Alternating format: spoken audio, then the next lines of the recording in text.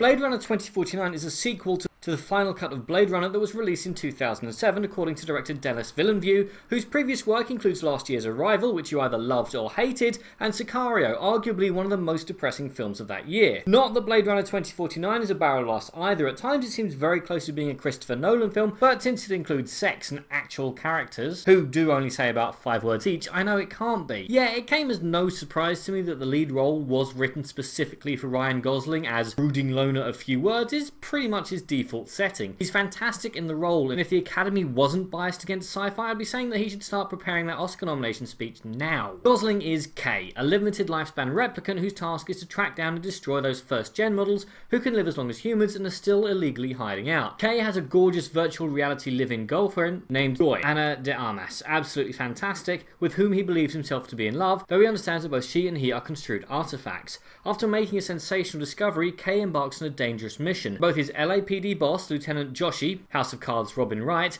and Neander Wallace, Jared Leto, are turning for Suicide Squad by taking a role meant for the late great David Bowie, a grotesque figure brooding on how to create replicant workers on a scale sufficient for his imperial plans, are very interested in what he might discover. Wallace dispatches his deadpan assistant, named Love, and superbly played by Sylvia Hoeks, with an utterly unnerving habit of crying when her face appears to show no human emotion at all. It's all leading to a mysterious encounter with Deckard himself, the outsider cop from the first film, played by a spectacularly grouchy Harrison Ford, who only turns up 1 hour and 40 minutes into this film's whopping 163-minute runtime. Not that you'll notice the runtime unless, like someone who definitely isn't me, you had a can of energy drink beforehand, whereupon you wind up noticing quite a few of those minutes. Otherwise, those 163 minutes will fly by. This has got to be one of the most beautiful looking bleak films I've ever seen, with every single shot absolutely stunning and gorgeous and amazing to behold, with one of the most amazing love scenes that I've ever seen. The CGI is incredible, with things that I've never seen or even thought of